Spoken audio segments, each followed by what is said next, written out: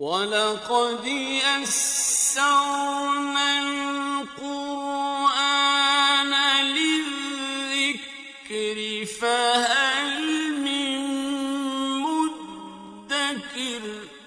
اور ہم نے قرآن کو سمجھنے کے لیے آسان کر دیا، تو کوئی ہے جو سوچے سمجھے۔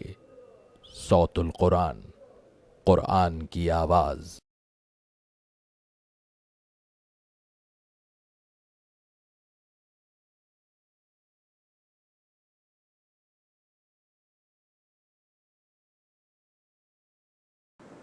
نحمده ونصلي على رسوله الكريم اما بعد فاعوذ بالله من الشيطان الرجيم بسم الله الرحمن الرحيم حامیم تنزيل الكتاب من الله العزيز الحكيم صدق اللہ العظیم۔ سورۃ الجاثیہ سے ہم اپنا مطالعہ شروع کر رہے ہیں۔ اس سورہ مبارکہ میں توحید اور آخرت کے حوالے سے اللہ تعالیٰ نے گفتگو ارشاد فرمائی ہے، اور پہلے رکوع میں انشاءاللہ ہم دیکھیں گے کہ 3 قسم کی آیات کا ذکر ہے۔ آیات آفاقی یعنی کائنات میں اللہ کی نشانیاں، آیات انفسی یعنی انسانوں کے اپنے اندر اللہ کی معرفت کی نشانیاں، اور آیات قرآنی یعنی قرآن کی آیات کے ذریعے سے یاد دہانی اور تذکیر۔ حامیم یہ حروف مقطعات ہیں۔ تنزیل الکتاب من اللہ العزیز الحکیم، یہ کتاب یعنی قرآن نازل کی گئی ہے اللہ کی طرف سے جو غالب ہے، حکمت والا ہے۔ ان فی السماوات والارض لآیات للمؤمنین، بے شک آسمانوں اور زمین میں ایمان لانے والوں کے لیے نشانیاں ہیں۔ یہ آیات آفاقی یعنی کائنات میں اللہ کی نشانیوں کی طرف اشارہ ہے۔ وفی خلقکم، اور تمہاری پیدائش میں، اب یہ انسانوں کے اندر جو اللہ کی نشانیاں ہیں اس کی طرف اشارہ ہے۔ وفی خلقکم، اور تمہاری پیدائش میں، وما یبث من دابۃ، اور وہ اللہ جو جانور پھیلاتا ہے، آیات لقوم یوقنون، ان میں یقین کرنے والے لوگوں کے لیے نشانیاں ہیں۔ واختلاف اللیل والنہار، اور رات اور دن کی تبدیلی میں، وما انزل اللہ من السماء من رزق، اور جو اللہ نے آسمان سے رزق میں سے نازل فرمایا، فاحیا بہ الارض بعد موتها، پھر اس سے یعنی بارش سے زندہ کیا زمین کو اس کی موت کے بعد، وتصریف الریاح، اور ہواؤں کی گردش میں، آیات لقوم یعقلون، عقل مندوں کے لیے نشانیاں ہیں۔ ان پر غور و فکر سے اللہ کی معرفت بندے کو حاصل ہوتی ہے۔ تلک آیات اللہ نتلوها علیک بالحق، اے نبی صلی اللہ علیہ وسلم یہ اللہ کی آیات ہیں، ہم آپ پر ٹھیک ٹھیک تلاوت کرتے ہیں۔ اب یہ آیات قرآنی کی طرف اشارہ ہے کہ جن پر غور و فکر سے حقیقی ایمان بندے کو حاصل ہوتا ہے۔ فَبِأَيِّ حَدِيثٍ بَعْدَ اللَّهِ وَآيَاتِهِ يُؤْمِنُونَ، بس اللہ کے اور اس کی آیات کے بعد وہ کس بات پر ایمان لائیں گے؟ اللہ کی کھلی نشانیاں پوری کائنات میں موجود ہیں، ان کی اپنی جانوں میں موجود ہیں، اللہ کا حق کلام ان کے پاس آ چکا ہے، اب اس کے بعد یہ کس چیز کا انتظار کر رہے ہیں کہ اس کے آنے کے بعد یہ ایمان لائیں گے؟ وَيْلٌ لِكُلِّ أَفَّاكٍ أَثِيمٍ، تباہی ہے ہر جھوٹ باندھنے والے گناہ گار کے لیے۔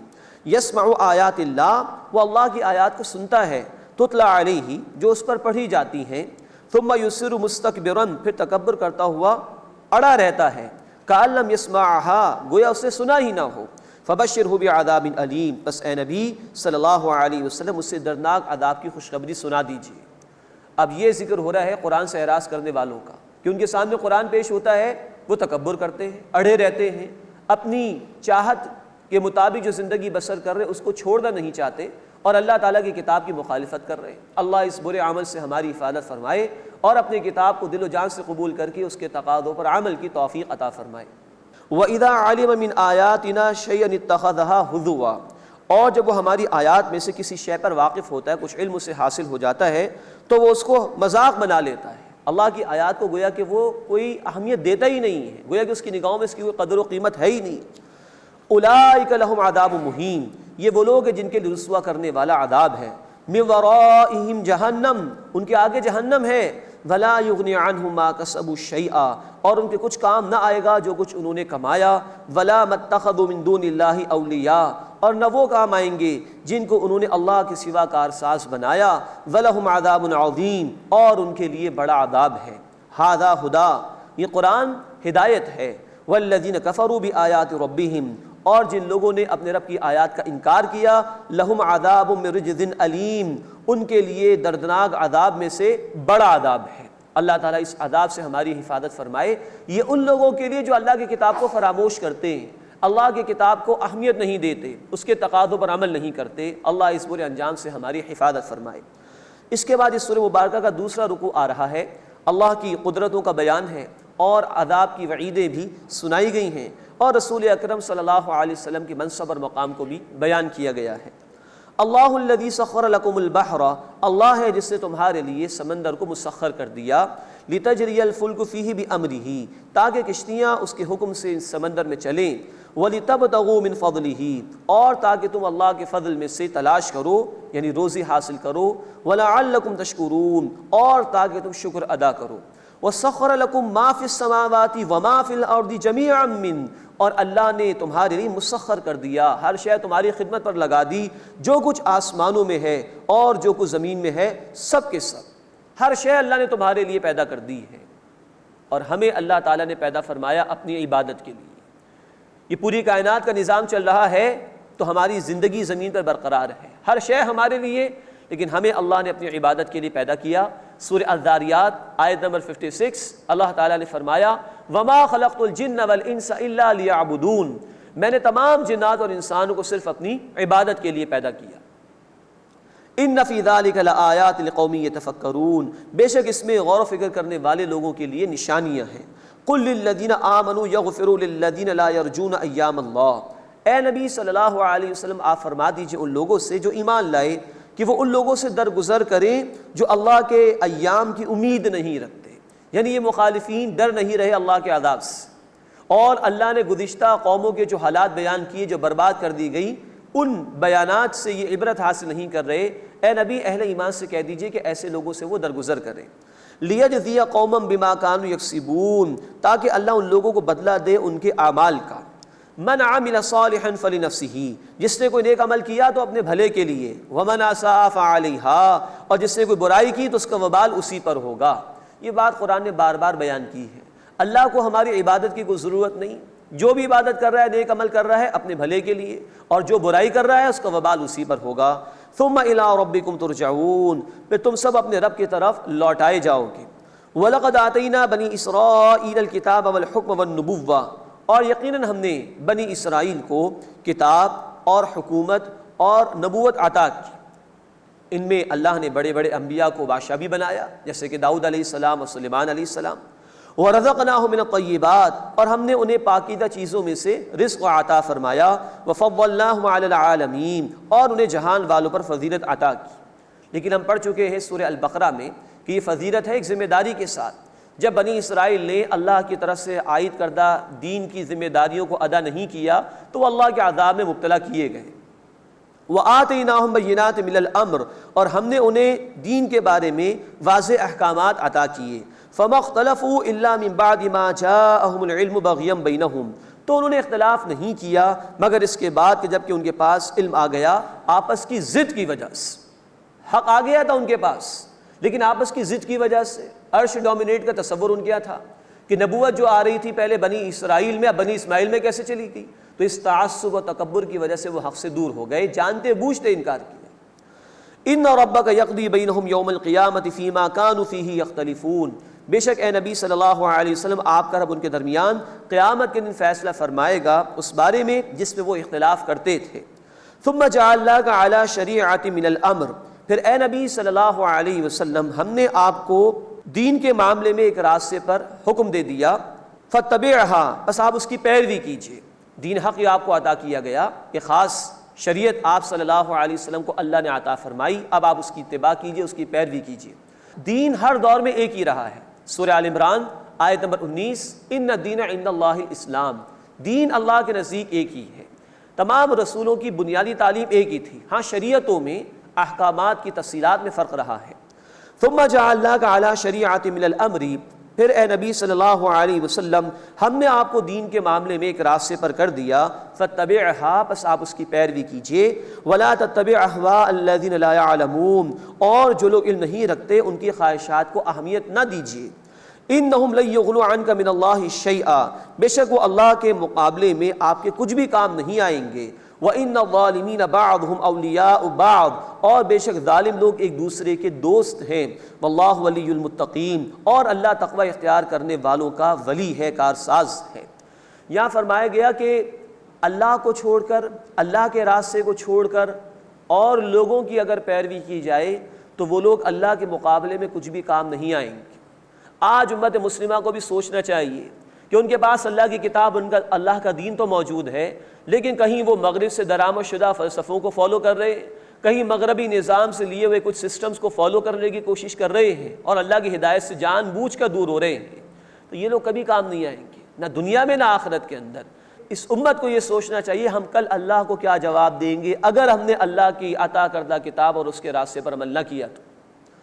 ھذا بصائر للناس وہدی ورحمۃ لقوم یوقنون، یہ آنکھیں کھولنے کے لیے باتیں ہیں، یعنی اس قرآن کے اندر وہ بصیرت افروز باتیں اللہ نے بیان فرما دی جو آنکھیں کھول دینے والی، حق کو واضح کر دینے والی ہیں۔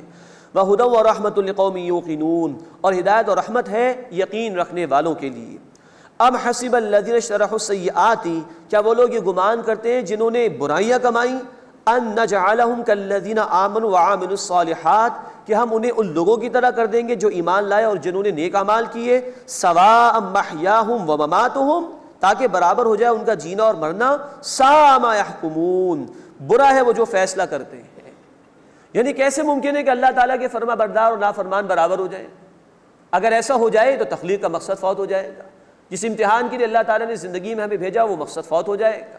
کیا کسی حکومت کے فرما بردار شہری اور مجرمین کبھی برابر ہوا کرتے ہیں؟ تو کیسے ممکن ہے کہ اللہ کے فرما بردار اور مجرمین جو ہیں وہ ایک جیسے ہو جائیں قیامت کے دن؟ سوال ہی پیدا نہیں ہوتا۔ ساء ما یحکمون، برا ہے وہ جو فیصلہ کرتے ہیں۔ اس کے بعد اس سورہ مبارکہ کا تیسرا رکوع شروع ہو رہا ہے، اس میں دنیا پرست کردار کا اللہ نے ایک ذکر کیا ہے، دہریوں کا ذکر کیا ہے جو کہتے ہیں کہ ہمیں اس موت کے بعد کوئی زندگی نہیں آئے گی، ہم بس مر جائیں گے اور ختم ہو جائیں گے، اور بعث بعد الموت یعنی مرنے کے بعد دوبارہ زندگی کا تذکرہ آیا ہے۔ وَخَلَقَ اللَّهُ السَّمَاوَاتِ وَالْأَرْضَ بِالْحَقِّ، اور اللہ نے آسمانوں اور زمین کو پیدا کیا حق کے ساتھ، یعنی پرپسفلی بامقصد طور پر۔ وَلِتُجْزَىٰ كُلُّ نَفْسٍ بِمَا كَسَبَتْ وَهُمْ لَا يُظْلَمُونَ، اور تاکہ ہر شخص کو اس کے اعمال کا بدلہ دیا جائے اور ان پر ظلم نہیں کیا جائے گا، ٹھیک ٹھیک ایک ایک عمل کا بدلہ دے دیا جائے گا۔ أَفَرَأَيْتَ مَنِ اتَّخَذَ إِلَٰهَهُ هَوَاهُ، کیا اے نبی صلی اللہ علیہ وسلم آپ نے اس شخص کو دیکھا جس نے اپنی خواہش نفس کو الہ یعنی معبود بنا لیا؟ وَأَضَلَّهُ اللَّهُ عَلَىٰ عِلْمٍ، اور اللہ نے علم کے باوجود اسے گمراہ کر دیا۔ وَخَتَمَ عَلَىٰ سَمْعِهِ وَقَلْبِهِ، اور اللہ نے اس کی سماعت اور اس کے دل پر مہر لگا دی۔ وَجَعَلَ عَلَىٰ بَصَرِهِ غِشَاوَةً، اور اس کی آنکھ پر اللہ نے پردہ ڈال دیا۔ فَمَن يَهْدِهِ مِن بَعْدِ اللَّهِ، تو اللہ کے بعد اسے کون ہدایت دے گا؟ أَفَلَا تَذَكَّرُونَ، بس کیا تم لوگ غور و فکر نہیں کرتے؟ اب یہاں اللہ تعالیٰ نے بہت ہی آنکھیں کھول دینے والی بات بیان فرمائی۔ خواہش نفس کی پیروی کر کے بھی انسان گویا شرک کر لیتا ہے۔ اے نبی، کیا آپ نے اس کو دیکھا جس نے اپنی خواہش نفس کو الہ بنا لیا؟ یہ ہمارے کلمے کا حصہ ہے، لا الہ الا اللہ، اللہ کے سوا کوئی معبود نہیں، اللہ کے سوا کوئی عبادت کے لائق نہیں۔ لیکن اگر اللہ کے حکم کے مقابلے میں کوئی شخص اپنی خواہش کی پیروی کر رہا ہے تو یہ گویا اس نفس کو اس نے الہ بنا لیا، معبود بنا لیا۔ یہ ہے شرک کا وسیع تر تصور۔ اللہ تعالی ہمیں اس سے محفوظ فرمائے۔ کبھی مال بھی اسی طرح معبود بن جاتا ہے۔ بخاری شریف کی حدیث ہے، اللہ کے رسول صلی اللہ علیہ وسلم نے فرمایا، تعیس عبد الدینار و عبد الدرہم، ہلاک ہو گیا درہم کا بندہ اور دینار کا بندہ۔ بندگی تو اللہ کی کرنی، لیکن وہ مال کی محبت میں اتنا دیوانہ کہ اللہ کے احکامات کو پس پش ڈال دیا تو گویا مال اس کا معبود بن گیا۔ یوں یہ نفس، یہ مال بھی معبود بن جاتے ہیں کہ جب اللہ کی محبت اور اللہ کی اطاعت کے مقابلے میں نفس اور مال کی پرستش کی جائے اور ان کے پیچھے انسان دوڑتا رہے۔ یہ ہے شرک کا وسیع تصور جس کو قرآن نے بیان کیا۔ اللہ ہر قسم کے شرک سے ہماری حفاظت فرمائے۔ مزید اللہ تعالیٰ نے فرمائے کہ وَأَضَلَّهُ اللَّهُ عَلَىٰ عِلْمٍ، اللہ نے اسے اس کے علم کے باوجود گمراہ کر دیا۔ محض علم کا حاصل ہو جانا کافی نہیں، اس علم کے ساتھ تقویٰ کا موجود ہونا بھی ضروری ہے، یعنی اللہ کی نافرمانی سے بچنے کا جذبہ بھی دل میں ہو۔ علم تو شیطان کے پاس بھی تھا، لیکن یہ کہ وہ تکبر میں آ گیا تھا، اس لیے اس کا علم اسے کسی کام نہیں آیا۔ بڑی عبادت اس نے کی تھی اللہ تعالیٰ کی، لیکن تکبر اسے لے ڈوبا۔ تو محض علم کا حصول کافی نہیں، بلکہ اس کے ساتھ اللہ کا تقویٰ بھی دل میں ہو، تب وہ علم کام دیتا ہے۔ اللہ ہمیں علم نافع عطا فرمائے۔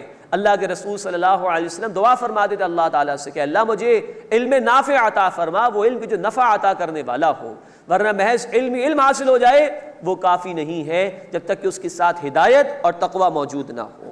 یہ ہے ایک ایسے شخص کا کردار کہ جس کے پاس علم بھی تھا لیکن وہ دنیا پرست ہو گیا، دنیا کی محبت میں گرفتار ہو گیا، نفس کی خواہشات کی پیروی کے اندر لگ گیا، تو گویا اس نے اللہ کے مقابلے میں نفس کو معبود بنا لیا۔ اللہ اس برے انجام سے ہماری حفاظت فرمائے۔ فَمَن يَهْدِهِ مِن بَعْدِ اللَّهِ، تو اللہ کے بعد اسے کون ہدایت دے گا؟ أَفَلَا تَذَكَّرُونَ، بس کیا تم غور و فکر نہیں کرتے؟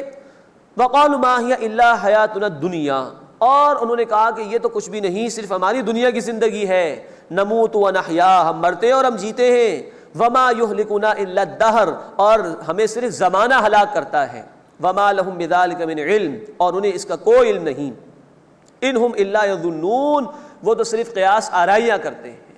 اب یہ دہریہ قسم کے لوگوں کا ذکر ہے کہ جو کہتے ہیں کہ اس مرنے کے بعد کوئی زندگی نہیں، زمانہ ہمیں زندہ کرتا ہے، زمانہ ہمیں ہلاک کرتا ہے۔ ان عقل مندوں کو یہ بھی سوچنا چاہیے کہ جو زمانہ ہلاک کر سکتا ہے وہ دوبارہ زندہ نہیں کر سکتا، اور زمانے کی نسبت اللہ تعالیٰ نے اپنی طرف کی ہے۔ بخاری شریف کی حدیث ہے، اللہ کے رسول صلی اللہ علیہ وسلم نے روایت فرمایا کہ اللہ تعالیٰ یوں فرماتے ہیں، اللہ تعالیٰ نے فرمایا، حدیث قدسی ہے کہ امرئ آدم مجھے برا بھلا کہتا ہے، وہ کہتا ہے زمانہ ایسا ہو گیا اور زمانہ ویسا ہو گیا، اللہ نے فرمایا میں ہی زمانہ ہوں، یعنی جو کچھ بھی ہوتا ہے میرے حکم سے ہوتا ہے۔ تو انسان زمانے کو برا بھلا کہہ کے گویا کہ اللہ تعالیٰ کی طرف ان باتوں کو منسوب کر رہا ہوتا ہے، ایسی باتوں سے بچنا چاہیے۔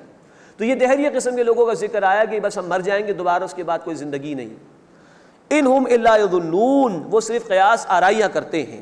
وَإِذَا تُتْلَىٰ عَلَيْهِمْ آيَاتُنَا بَيِّنَاتٍ، اور جب ان پر ہماری واضح آیات پڑھی جاتی ہیں، مَا كَانَ حُجَّتُهُمْ، تو ان کی دلیل نہیں ہوتی، إِلَّا أَن قَالُوا ائْتُوا بِآبَائِنَا إِن كُنتُمْ صَادِقِينَ، سوائے اس کے کہ وہ کہتے ہیں کہ ہمارے باپ دادا کو لے آؤ اگر تم سچے ہو، اگر مرنے کے بعد کوئی زندگی ہے تو باپ دادا جو ہمارے مر چکے ان کو زندہ کر کے دکھا دو۔ یہ ہر دھرم قسم کے لوگوں کا طرز عمل ہے۔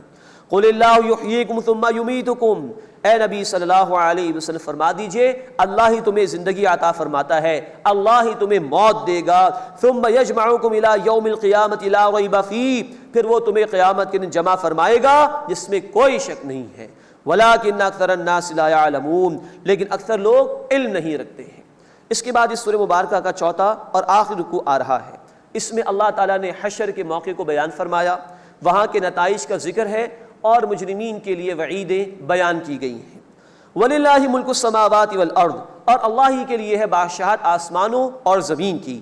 وَيَوْمَ تَقُومُ السَّاعَةُ يَوْمَئِذٍ يَخْسَرُ الْمُبْطِلُونَ، اور جس دن قیامت قائم ہوگی اس دن اہل باطل خسارہ اٹھانے والے ہوں گے۔ وَتَرَىٰ كُلَّ أُمَّةٍ جَاثِيَةً، اور تم دیکھو گے ہر گروہ کو کہ وہ گھٹنوں کے بل گرا ہوا ہے۔ یہ انتہائی بے بسی کی کیفیت ہے، دہشت زدہ جب انسان ہو جائے گا تو گھٹنوں کے بل گرا دیا جائے گا قیامت کے دن۔ كُلُّ أُمَّةٍ تُدْعَىٰ إِلَىٰ كِتَابِهَا، ہر گروہ اپنے نامہ اعمال کی طرف پکارا جائے گا۔ الْيَوْمَ تُجْزَوْنَ مَا كُنتُمْ تَعْمَلُونَ، آج تمہیں وہی بدلہ دیا جائے گا جو کچھ کہ تم کیا کرتے تھے۔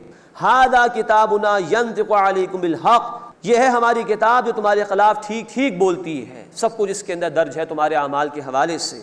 اِنَّا كُنَّا نَسْتَنسِخُ مَا كُنتُمْ تَعْمَلُونَ، بے شک ہم لکھواتے تھے جو کچھ تم کیا کرتے تھے۔ فَأَمَّا الَّذِينَ آمَنُوا وَعَمِلُوا الصَّالِحَاتِ، بس وہ لوگ جو ایمان لائے اور جنہوں نے نیک اعمال کیے، فَيُدْخِلُهُمْ رَبُّهُمْ فِي رَحْمَتِهِ، تو انہیں ان کا رب اپنی رحمت میں داخل فرمائے گا۔ ذَلِكَ هُوَ الْفَوْزُ الْمُبِينُ، یہی واضح کھلی کامیابی ہے۔ اس کے برعکس وَأَمَّا الَّذِينَ كَفَرُوا، اور جن لوگوں نے کفر کیا، أَفَلَمْ تَكُنْ آيَاتِي تُتْلَىٰ عَلَيْكُمْ، کہا جائے گا ان سے کیا تم پر میری آیات پڑھی نہیں جاتی تھیں؟ فَاسْتَكْبَرْتُمْ، تو تم نے تکبر کیا، وَكُنْتُمْ قَوْمًا مُجْرِمِينَ، اور تم مجرم لوگ تھے۔ یہ وہ لوگ جنہوں نے قرآن کو فراموش کیا، قرآن کا انکار کیا، قرآن کی طرف توجہ نہیں کی، ان مجرموں کا بیان ہو رہا ہے۔ اللہ ہمیں ایسے لوگوں میں ہونے سے محفوظ فرمائے۔ وَإِذَا قِيلَ، اور جب ان سے کہا جاتا تھا، إِنَّ وَعْدَ اللَّهِ حَقٌّ، کہ بے شک اللہ کا وعدہ سچا ہے، وَالسَّاعَةُ لَا رَيْبَ فِيهَا، اور قیامت میں کوئی شک نہیں، قُلْتُمْ مَا نَدْرِي مَا السَّاعَةُ، تو تم نے کہا کہ ہم نہیں جانتے قیامت کیا ہے۔ إِن نَظُنُّ إِلَّا ظَنًّا، ہم تو صرف اسے گمان کرتے ہیں کہ شاید ہو، وَمَا نَحْنُ بِمُسْتَيْقِنِينَ، اور ہم نہیں ہیں یقین کرنے والے۔ یہ تھے جھٹلانے والے قیامت کے۔ ایک جھٹلانے والے وہ تھے جو 1400 برس پہلے تھے، وہ تو دھڑلے کے ساتھ انکار کرتے تھے کہ کوئی قیامت نہیں۔ ایک جھٹلانا ہوتا ہے ماننے والوں کا، کہ جب وہ اپنے عمل سے ثبوت پیش کر رہے ہوتے ہیں کہ مرنا نہیں ہے اور کوئی موت نہیں آئے گی، یا مرنے کے بعد دوبارہ کوئی زندگی نہیں ہے، یہ ماننے والوں کا جھٹلانا ہوتا ہے۔ جب وہ دنیا ہی کے اندر مبتلا رہیں اور آخرت کے لیے کوئی تیاری نہ کریں اور دنیا ہی میں مست پڑے رہیں، تو گویا اپنے عمل سے کہہ رہے ہیں کہ مرنے کے بعد کوئی دوبارہ زندگی نہیں۔ اللہ اس سے ہماری حفاظت فرمائے۔ وَبَدَا لَهُمْ سَيِّئَاتُ مَا عَمِلُوا، اور ظاہر ہو گئے ان پر ان کے اعمال کے نتائج، وَحَاقَ بِهِم مَا كَانُوا بِهِ يَسْتَهْزِئُونَ، اور انہیں اس نے یعنی عذاب نے گھیر لیا جس کا وہ مذاق اڑاتے تھے۔ وَقِيلَ الْيَوْمَ نَنسَاكُمْ كَمَا نَسِيتُمْ لِقَاءَ يَوْمِكُمْ هَذَا، اور کہا جائے گا آج ہم نے تمہیں نظر انداز کر دیا ہے جیسے تم نے اس دن کی ملاقات کو بھلا دیا تھا۔ وَمَأْوَاكُمُ النَّارُ، اور تمہارا ٹھکانہ آگ ہے۔ وَمَا لَكُم مِّن نَّاصِرِينَ، اور تمہارا کوئی مددگار نہیں ہے۔ ذَلِكُمْ، یہ اس لیے بِأَنَّكُمُ اتَّخَذْتُمْ آیَاتِ اللَّهِ هُزُوًا، کہ تم نے اللہ کی آیات کو مذاق بنا لیا تھا۔ وَغَرَّتْكُمُ الْحَيَاةُ الدُّنْيَا، اور تمہیں دنیا کی زندگی نے دھوکے میں ڈال رکھا تھا۔ تمہیں کوئی اس بات کی امید نہیں تھی کہ تمہیں مرنے کے بعد دوبارہ زندہ کیا جائے۔ دنیا میں پڑے رہے، میری کتاب کا تم نے انکار کیا، میری کتاب کے لیے تمہارے پاس وقت نہیں تھا، دنیا ہی میں مگن رہے، اس کے دھوکے کے اندر آ گئے تم، تو آج تمہیں بھلا دیا جائے گا، آج تمہیں نظر انداز کر دیا جائے گا اللہ تعالیٰ کی رحمت سے۔ آج تمہارے لیے کوئی حصہ نہیں اللہ کی رحمت سے۔ اللہ اس برے انجام سے ہماری حفاظت فرمائے، اور آج مہلت ہے، اللہ ہمیں اپنے عمل کو درست کرنے کی توفیق عطا فرمائے۔ فَالْيَوْمَ لَا يُخْرَجُونَ مِنْهَا وَلَا هُمْ يُسْتَعْتَبُونَ، سو آج وہ اس سے نکالے نہیں جائیں گے اور نہ انہیں توبہ کرنے کا موقع دیا جائے گا کہ وہ اللہ کی رضا حاصل کرنے کی کوشش کر لیں۔ فَلِلَّهِ الْحَمْدُ رَبِّ السَّمَاوَاتِ وَرَبِّ الْأَرْضِ رَبِّ الْعَالَمِينَ، بس تمام شکر تمام تعریف اللہ کے لیے ہے جو آسمانوں اور زمین کا رب ہے اور تمام جہان والوں کا رب ہے۔ وَلَهُ الْكِبْرِيَاءُ فِي السَّمَاوَاتِ وَالْأَرْضِ، اور اسی کے لیے بڑائی ہے آسمانوں اور زمین میں۔ وَهُوَ الْعَزِيزُ الْحَكِيمُ، اور وہ اللہ غالب ہے، حکمت والا ہے۔ بسم اللہ الرحمن الرحیم۔ حامیم تنزیل الکتاب من اللہ العزیز الحکیم۔ اب سورۃ الاحقاف کا آغاز ہو رہا ہے۔ سورہ المؤمن سے جن صورتوں کا آغاز ہوا تھا ان صورتوں کے آغاز میں حامیم کے حروف آئے ہیں۔ یہ سورہ مبارکہ اب 7ویں صورت ہے جس میں حامیم اس کے آغاز میں یہ حروف آئے ہیں۔ اس صورت میں کفار کے انجام پر انہیں متنبع کیا گیا ہے۔ سابقہ قوموں میں سے قوم عاد کا ذکر ہے، اور ایک بڑا اہم واقعہ اللہ تعالیٰ نے بیان فرمایا کہ جنات نے ایک مرتبہ رسول اکرم صلی اللہ علیہ وسلم کی زبان مبارک سے قرآن سنا تھا۔ اس سورہ مبارکہ میں ان کا بھی ذکر انشاءاللہ آئے گا۔ پہلے رکوع میں مشرکین کی نفی اور ان کا رد کیا گیا ہے اور ان کو دعوت توحید پیش کی گئی ہے۔ حامیم یہ حروف مقطعات میں سے ہے۔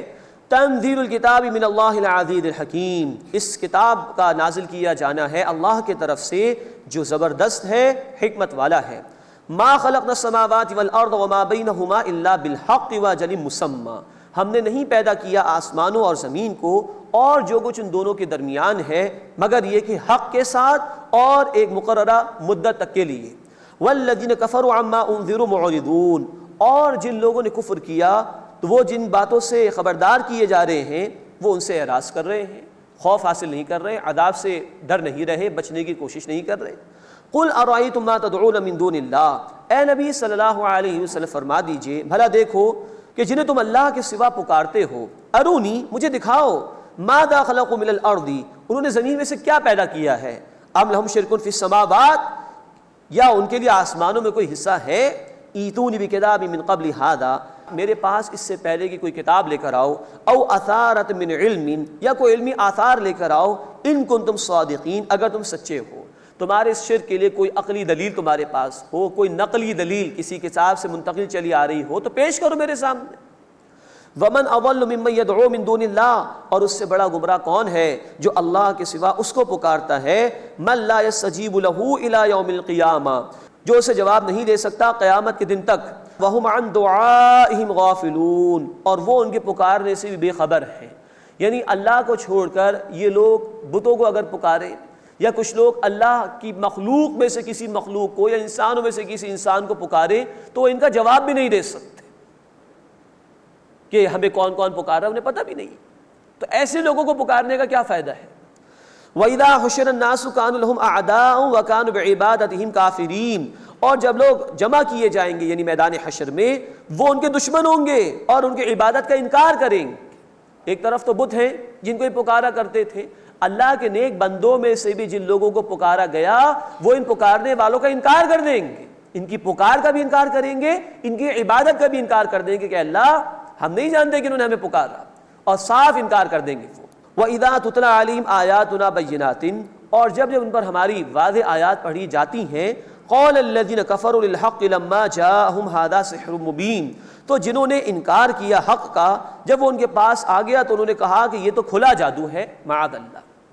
اب اس بات کو بھی سمجھنا چاہیے، وہ قرآن کو اس معنی میں بھی جادو کہتے تھے کہ قرآن لوگوں کی زندگیاں بدل دیتا تھا. ہم پڑھ چکے ہیں سورہ حامیم السجدہ آیت نمبر 26 میں، وَقَالَ الَّذِينَ كَفَرُوا لَا تَسْمَعُوا لِهَٰذَا الْقُرْآنِ وَالْغَوْا فِيهِ لَعَلَّكُمْ تَغْلِبُونَ. اور کہا کفر کرنے والوں نے کہ اس قرآن کو مت سنو، اور کوئی سن رہا ہے تو اس کے سننے میں شور پیدا کرو تاکہ تم غالب ہو جاؤ. وہ دیکھتے تھے کہ جو قرآن سنتا اس کی زندگی بدل جاتی ہے، تو اس بدلنے کو انہوں نے جادو کہنا شروع کر دیا کہ جادو کا اثر ہے اس کلام کے اندر. اس لیے وہ خود بھی رکتے تھے قرآن سے، دوسروں کو بھی روکنے کی کوشش کرتے تھے. ہمیں غور کرنا چاہیے کہ اس زمانے کا مشرک تو یہ مانتا تھا کہ قرآن سے تبدیلی آتی ہے زندگیوں میں. ہم اس قرآن سے کتنا تاثر لینے کی کوشش کرتے ہیں، اس سے ہدایت حاصل کرنے کے لیے کتنی محنت کرتے ہیں، کتنا ہمیں یقین ہے کہ اس قرآن کے ذریعے سے ہی تبدیلی آئے گی. ہمیں سوچنا چاہیے.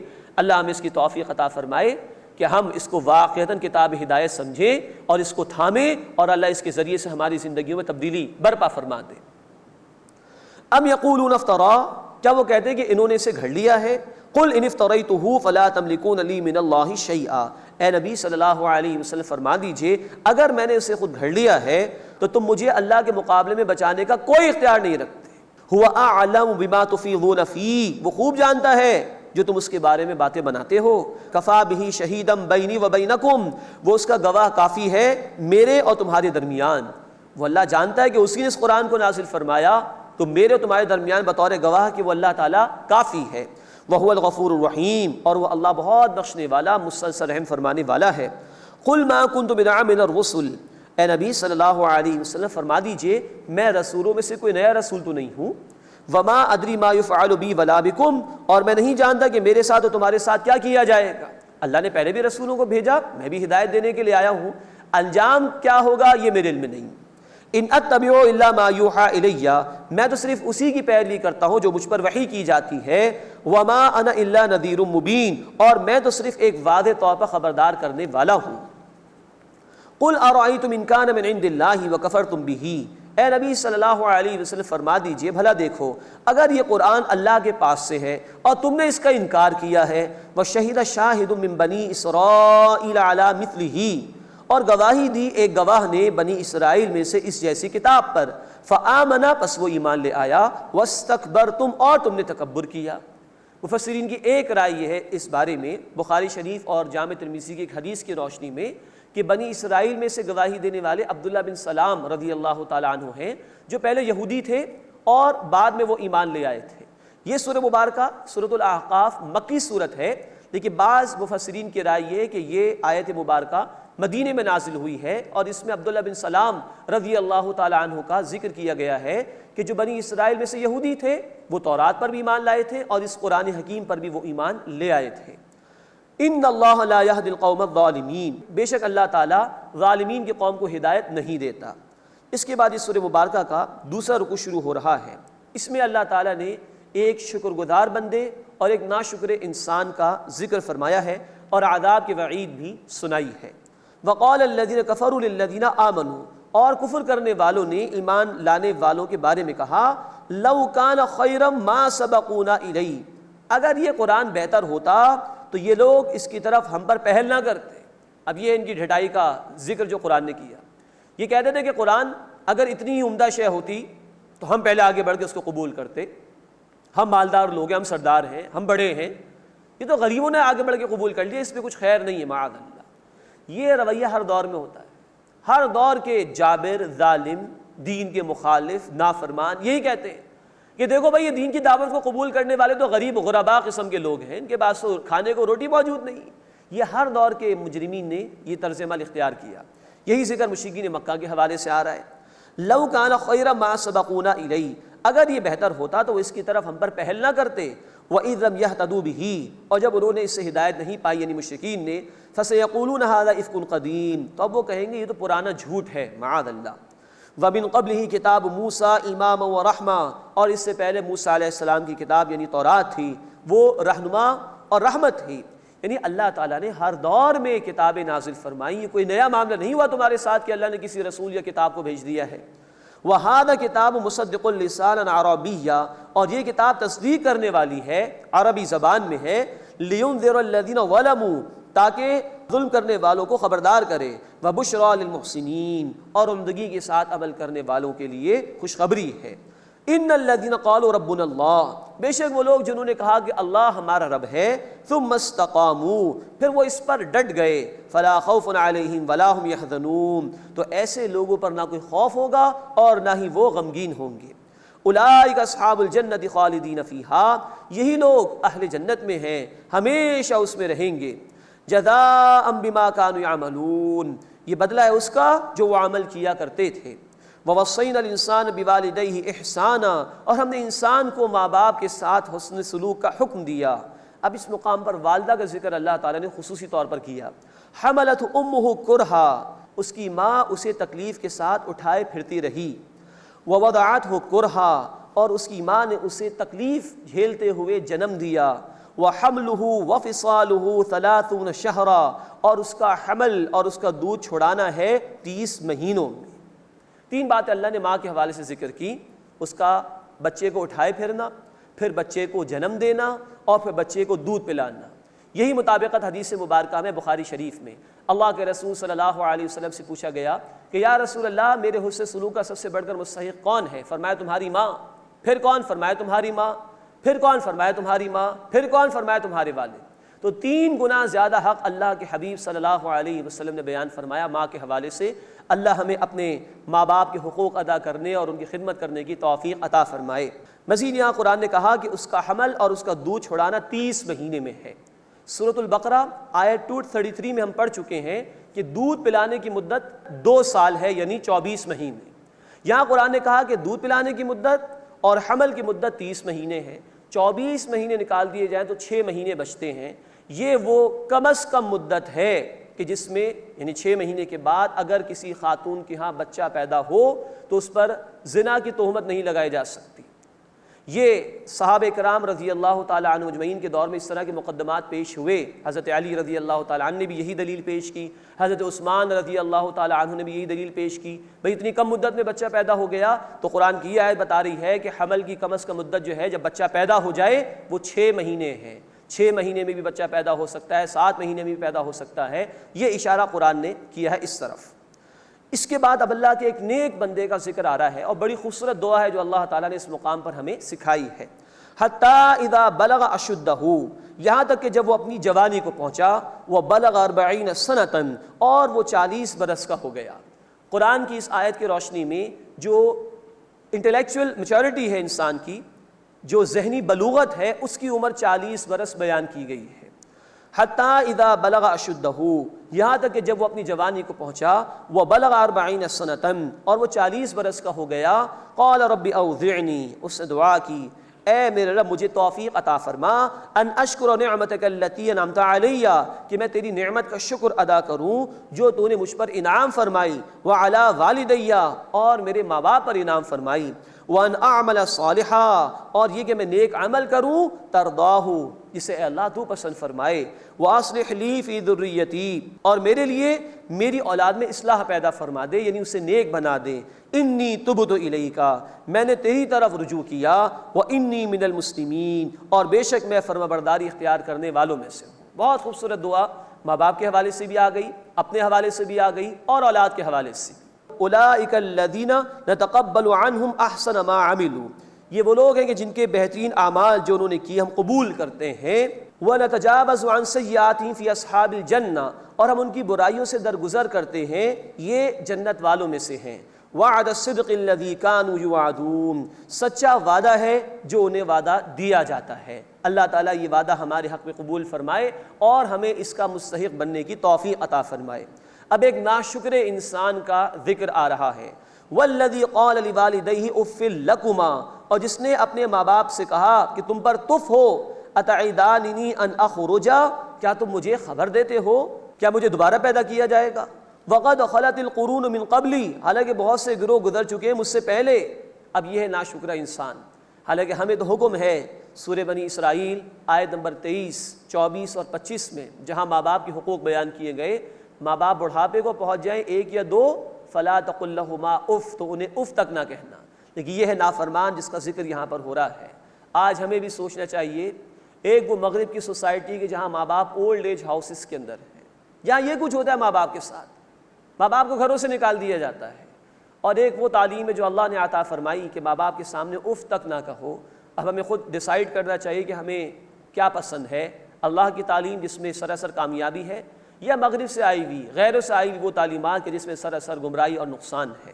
وقد خلت القرون من قبلی، حالانکہ بہت سے گروہ گزر چکے ہیں مجھ سے پہلے، وہما یستغیثان اللہ ویلک آمن، اور وہ دونوں اللہ سے فریاد کرتے ہیں اور اس سے کہتے ہیں تیرا برا ہو تو ایمان لے کر آ، ان وعد اللہ حق، بے شک اللہ کا وعدہ سچا ہے۔ فیقول ما ھذا الا اساطیر الاولین، تو وہ کہتا ہے کہ یہ تو صرف پچھلے لوگوں کی کہانیاں ہیں، انکار کرتا ہے حق کا اور قیامت کا۔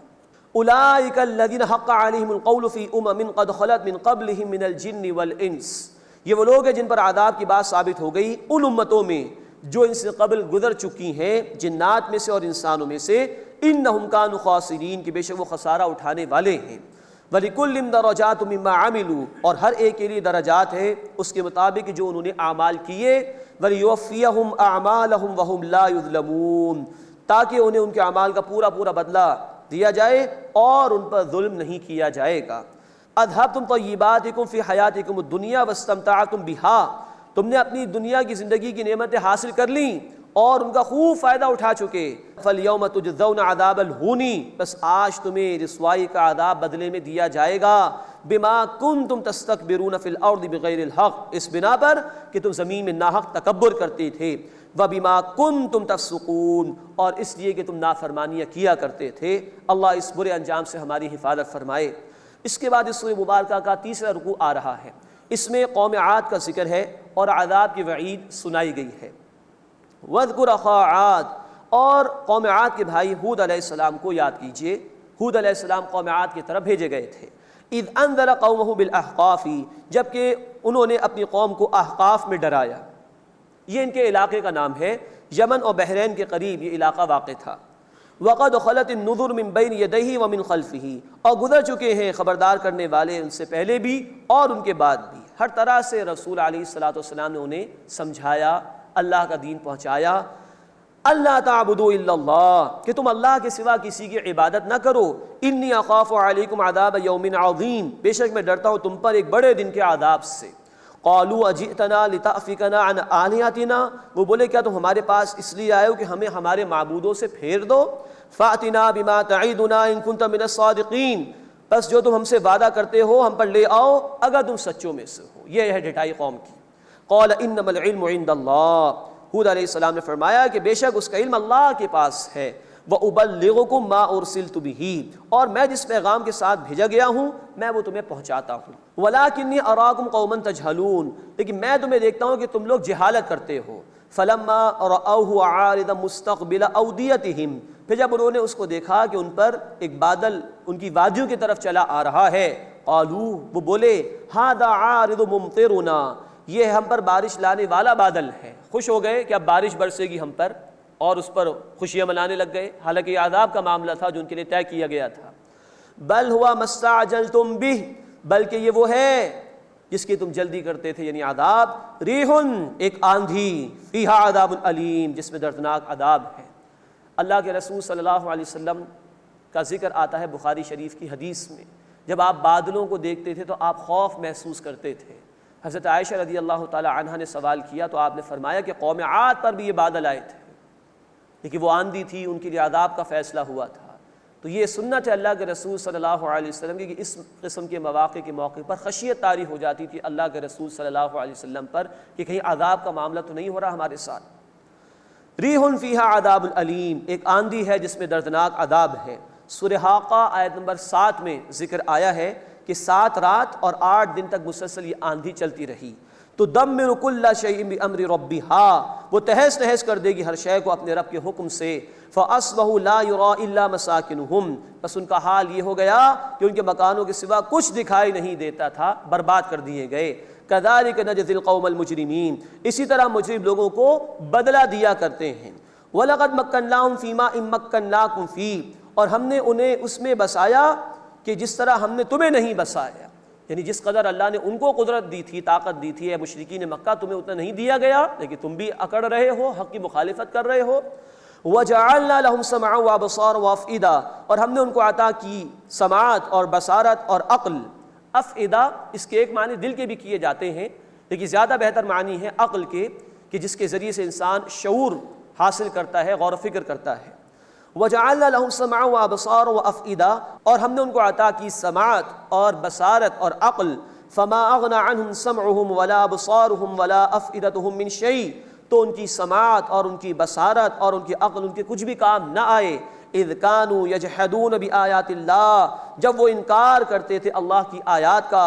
وحاق بهم ما كانوا به يستهزئون، اور ان کو اس عذاب نے گھیر لیا جس کا وہ مذاق اڑایا کرتے تھے۔ اس کے بعد اس سورہ مبارکہ کا چوتھا اور آخری رکوع ہے، اس میں جنات کے قرآن کے سننے کا ذکر ہے اور نبی کریم صلی اللہ علیہ وسلم کو تسلی دی گئی ہے اور عذاب کی وعید بھی سنائی گئی ہے۔ وَلَقَدْ أَهْلَكْنَا مَا حَوْلَكُم مِّنَ الْقُرَىٰ، اور یقیناً ہم نے ہلاک کر دیں تمہارے ارد گرد کی بستیاں۔ وَصَرَّفْنَا الْآيَاتِ لَعَلَّهُمْ يَرْجِعُونَ، اور ہم نے طرح طرح سے اپنی نشانیاں دکھائیں شاید کہ وہ لوٹ آئیں، نصیحت حاصل کریں۔ فَلَوْلَا نَصَرَهُمُ الَّذِينَ اتَّخَذُوا مِن دُونِ اللَّهِ قُرْبَانًا آلِهَةً، پھر انہوں نے کیوں نہ ان کی مدد کی جنہیں انہوں نے بنا لیا تھا اللہ کا قرب حاصل کرنے کے لیے اللہ کے سوا معبود، کیوں نہیں انہوں نے مدد کی ان کی؟ جن جھوٹے معبودوں پر تکیہ کیا تھا، امیدیں وابستہ کی تھیں، کیوں وہ بچانے کے لیے نہیں آئے؟ معلوم ہوا کہ کل اختیار اللہ کا ہے، اللہ ہی ہے جو کسی کو نفع پہنچا سکتا ہے، اللہ ہی ہے جو کسی کو نقصان پہنچا سکتا ہے، اللہ ہی چاہے تو کسی کی تکلیف کو دور کر سکتا ہے، اللہ ہی چاہے تو کسی کو راحت دے سکتا ہے، اللہ کے سوا کوئی نہیں۔ اسی ایک اللہ کو پکارنا چاہیے، اسی کا خوف اختیار کرنا چاہیے، اسی سے اپنی توقعات وابستہ کرنا چاہیے، اسی کو اپنے نفع نقصان کا کل مالک سمجھنا چاہیے۔ فَلَوْلَا نَصَرَهُمُ الَّذِينَ اتَّخَذُوا مِن دُونِ اللَّهِ قُرْبَانًا آلِهَةً، پھر انہوں نے کیوں نہ ان کی مدد کی جنہیں انہوں نے بنا لیا تھا اللہ کا قرب حاصل کرنے کے لیے اللہ کے سوا معبود۔ بل ضلوا عنہم، بلکہ وہ ان سے غائب ہو گئے۔ وَذَلِكَ إِفْكُهُمْ وَمَا كَانُوا يَفْتَرُونَ، اور یہ ان کا بہتان ہے جو وہ گھڑتے رہتے ہیں۔ مراد یہ کہ اللہ کے سوا کسی اور کو پکارنا یہ بہتان ہے سراسر، یہ اللہ تعالیٰ کی بھی ناقدری ہے، اور اللہ تعالیٰ پر بہت بڑا الزام اور بہتان ہے کہ اللہ رب العزت کو چھوڑ کر اس کی مخلوق میں سے کسی کو پکار لیا جائے اور اس سے اپنی توقعات وابستہ کر لی جائیں۔ اللہ تعالیٰ اس بات سے ہماری حفاظت فرمائے۔ یہ طرز عمل اللہ کو غضب دلانے والا ہے کہ انسان اللہ کو چھوڑ کر کسی اور کو نفع نقصان کا مالک سمجھ لے۔ ان مشرکین مکہ کے جھوٹے معبود بھی کام نہیں آئیں گے، اور نہ تاریخ میں کبھی گزشتہ قوموں کے جھوٹے معبود ان کے کام آ سکے۔ اللہ ہمیں اپنی توحید پر کاربند رہنے اور اپنے سے ہی تمام توقعات وابستہ کرنے کی توفیق عطا فرمائے۔ آمین یا رب العالمین۔ وآخر دعوانا ان الحمد للہ رب العالمین۔